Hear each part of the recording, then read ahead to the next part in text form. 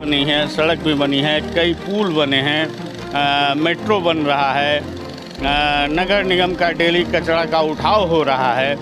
और क्या सुरक्षित पटना, ग्रेटर पटना का जो इन्होंने सोच दिया है, मोदी जी का जो विकास का फॉर्मूला है उसको वो सिविल कोर्ट में ही लागू कर रखे हैं। इस बार कितने वोट से आगे करना है रविशंकर प्रसाद जी को? कितने? देखिए, यहाँ तो कोई टक्कर नहीं है। हम लोग तो चाहते हैं कि इस बार पटना जो है वो गिनीज बुक ऑफ वर्ल्ड में रिकॉर्ड। और खास करके जो हम लेडीज हैं और एडवोकेट्स हैं और जितनी भी माताएं बहनें हैं, वो सारे लोग बीजेपी के हर लोगों के साथ हैं, क्योंकि ये हमारे जो भी हक होता है। आप प्रधानमंत्री जो लेडीज़ को सम्मान देते हैं, उनके कैबिनेट में आप देख लीजिए कि रक्षा के सीतारमन को किस पोस्ट पे रखे हैं, तो हम लोग हर तरह से अपने आप को सेफ और सुरक्षित महसूस करते हैं। नमस्कार, आप देख रहे हैं आर्यावर्त टाइम्स। मैं हूं जैकी शर्मा आपके साथ। अभी हम पटना सिविल कोर्ट में मौजूद हैं और जिस तरह से कहा जा रहा है कि दो प्रतिनिधि के साथ टक्कर हो रहा है, वहीं पूर्व कानून मंत्री रविशंकर प्रसाद हैं, वहीं अंशुल अभिजीत हैं जो कांग्रेस से प्रतिनिधि कर रहे हैं। क्या लग रहा है इस बार जनता से क्या है? और आइए वकीलों से बात करेंगे कि इस बार किसके मत दे रहे हैं, किसके पक्ष में है। क्या लग रहा है इस बार? रविशंकर प्रसाद है, वहीं अंशुल अभिजीत है। क्या लग रहा है इस बार?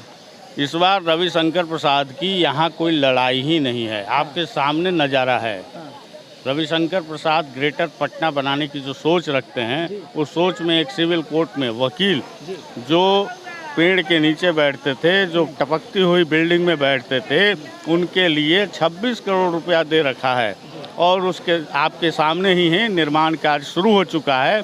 और हमको लगता है कि आने वाले 2-3 साल में रविशंकर प्रसाद जी आके इसका उद्घाटन भी करेंगे।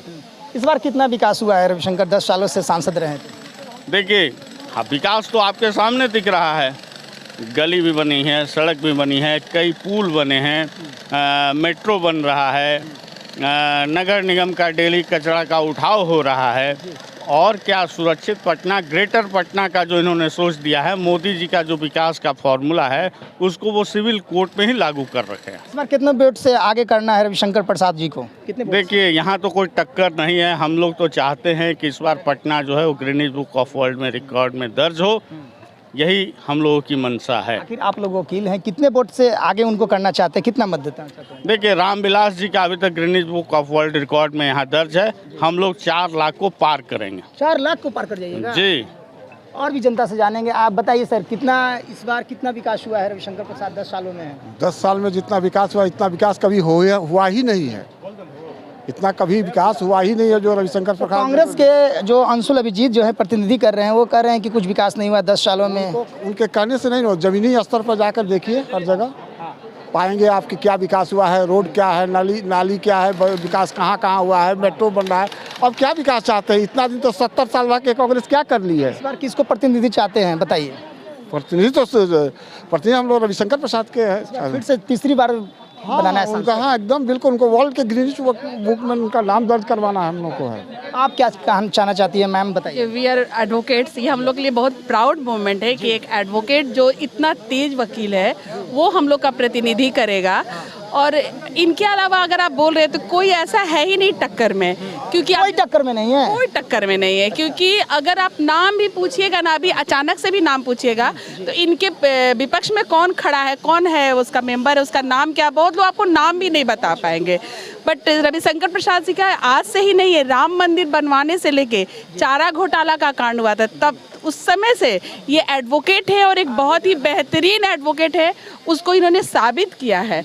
उसके बाद जब ये प्रतिनिधि बन के हमारा मेंबर ऑफ पार्लियामेंट में गए, तब भी इन्होंने बिहार के हर मुद्दे को उठाया है एज ए लॉ मिनिस्टर।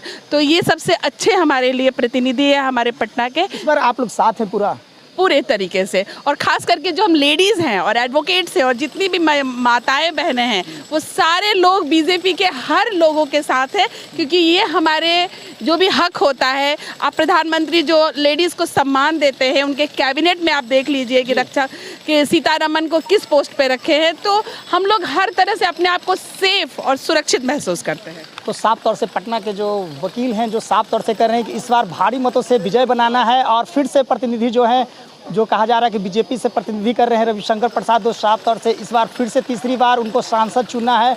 और देख लीजिए विकास, जिस तरह से प्रधानमंत्री नरेंद्र मोदी जिस तरह से विकास कर रहे हैं और 400 के पार कहते, उस बार एक बार फिर से उनको रविशंकर जी को जिताना है। और फिर से भारत के यशस्वी प्रधानमंत्री नरेंद्र मोदी को फिर से एक बार पीएम का चेहरा फिर से तीसरी बार उनको जिस तरह से भारत में जिस तरह से विकास किए हैं, आगे बढ़कर काम किए हैं, भारत के लिए काम किए हैं, जिस तरह से साफ तौर से पटना के जो सिविल कोर्ट के जो वकील हैं साफ तौर से कर रहे हैं, इस बार रविशंकर प्रसाद फिर से 4 लाख वोट से आगे रहेंगे और जीतेंगे भी।